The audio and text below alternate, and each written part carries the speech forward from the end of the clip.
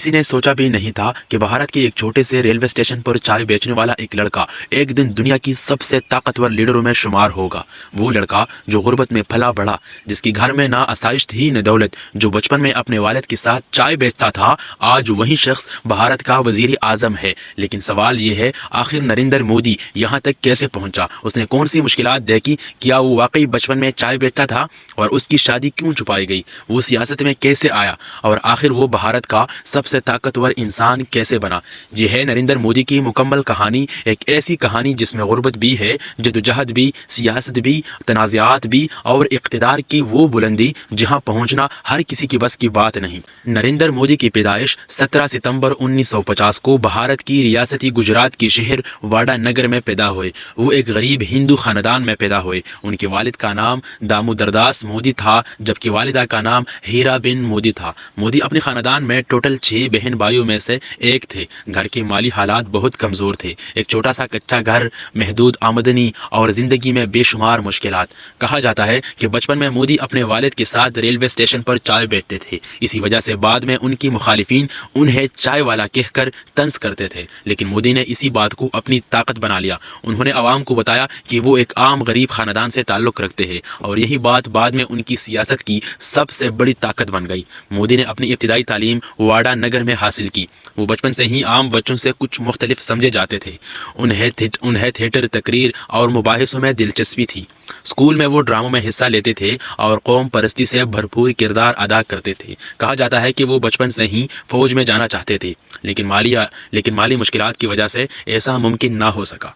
जवानी में मोदी पर हिंदू कौम परस्त यानी RSS का बहुत बड़ा असर पड़ा। ये तंजीम हिंदू कौम परस्ती की नज़रियात रखती थी, और बाद में मोदी की पूरी सियासी सोच इसी नज़रिए की गर्द घूमती रही। बहुत कम लोग जानते हैं कि नरेंद्र मोदी की शादी भी हुई थी। मोदी की शादी कम उम्री में जोशाद बिन नामी खातून से हुई। भारत में उसी दौर में कम उम्र की शादियां आम थी, लेकिन शादी की कुछ अरसे बाद ही मोदी घर छोड़कर निकल गए। उन्होंने अमली तौर पर अपनी अज़दवाजी ज़िंदगी को कभी शुरू ही नहीं की। कई सालों तक मोदी ने अपनी शादी के बारे में आवाम को कुछ नहीं बताया। बाद में इलेक्शन कागजात में पहली बार उन्होंने अपनी अहलिया का जिक्र किया। ये मामलात भारत में काफ़ी मुतनाज़ा भी रहा। जवानी में मोदी ने कई साल भारत के मुख्तलिफ इलाकों में सफ़र किया। कहा जाता है कि वो हिमालय भी गए, मजहबी मकामात पर वक्त गुजारा और रूहानी ज़िंदगी से मुतासिर रहे। उन्हीं सालों में उनकी शख्सियत में बहुत बड़ी तब्दीली आई। वो खामोश, मुनज़्ज़म और सख्त डिसिप्लिन वाले इंसान थे। जब वो वापस आने के बाद मोदी ने मुकम्मल तौर पर RSS में काम शुरू कर दिया।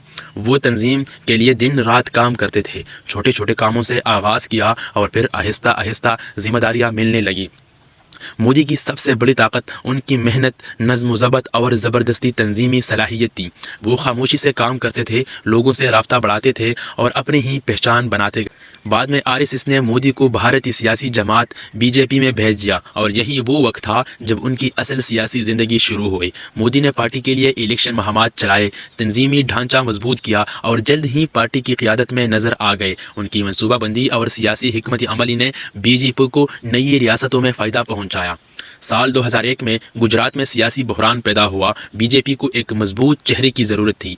तब नरेंद्र मोदी को पहली बार गुजरात का वज़ीर आला बनाया गया। ये उनकी ज़िंदगी का सबसे बड़ा मोड़ था, लेकिन वज़ीर आला बनने की सिर्फ चंद माह बाद ही गुजरात में एक खौफनाक वाक़या पेश आया। साल 2002 में गुजरात में हिंदू मुस्लिम फसादात फूट पड़े। उन फसादात में 1000 से ज़ायद लोग मारे गए, जिनमें ज़्यादातर मुसलमान थे। मोदी उसी वक्त गुजरात के वज़ीर आला थे, इसी वजह से उन पर शदीद तनकीद हुई। दुनिया भर में उन पर इल्ज़ामात लगे कि वो फसादात रोकने में नाकाम रहे। कई ममालिक ने भी उन पर मोदी और उनकी पार्टी ने हमेशा इल्ज़ामात को मुस्तरद किया। बाद में भारतीय अदालतों ने उन्हें कानूनी तौर पर बराह रास्त जिम्मेदार करार नहीं दिया। ये वाक़या आज भी नरेंद्र मोदी की ज़िंदगी का सबसे बड़ा मुतनाज़िया बाब समझा जाता है। फसादात के बाद मोदी ने अपनी तवज्जो तरक्याती मंसूबों पर मरकूज़ कर दी। उन्होंने गुजरात में सड़कें, बिजली, सनअतें और कारोबार को फ़रोग़ दिया। आहिस्ता आहिस्ता भारतीय मीडिया में गुजरात मॉडल की बात होने लगी। मोदी को एक ऐसे लीडर के तौर पर पेश किया जो तेज़ी से तरक्की ला सकता है। यही चीज़ बाद में उन्हें कौमी सतह पर ले गई। سال 2014 میں بی جے پی پارٹی نے نریندر مودی کو وزیر اعظم کا امیدوار بنایا۔ مودی نے پوری بھارت میں زبردست انتخابات چلائی۔ انہوں نے غربت، ترقی، روزگار اور مضبوط بھارت کی نعرے لگائے۔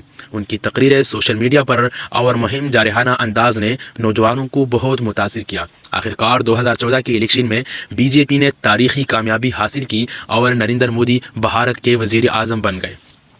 مودی نے وزیر اعظم بننے کے بعد کئی بڑے فیصلے کیے۔ 2016 میں انہوں نے اچانک بڑی کرنسی نوٹ بند کر دیے۔ اسی فیصلے کو ڈی مونیٹائزیشن کہا گیا۔ مودی نے کہا کہ اس سے کرپشن اور کالے دھن کے خلاف جنگ ہوگی، لیکن کئی لوگوں نے اسے معیشت کے لیے نقصان دہ بھی قرار دیا۔ 2019 میں مودی کی حکومت نے کشمیر کی خصوصی آئینی حیثیت ختم کر دی۔ یہ فیصلہ بھارت میں کچھ لوگوں نے سراہا، جبکہ پاکستان اور کشمیریوں کی جانب سے شدید رد عمل سامنے آیا۔ مودی کے دور میں ایودھیا میں رام مندر کی تعمیر بھی شروع ہوئی۔ یہ ہندو قوم پرست سیاست کا ایک بہت بڑا خواب سمجھا جاتا تھا۔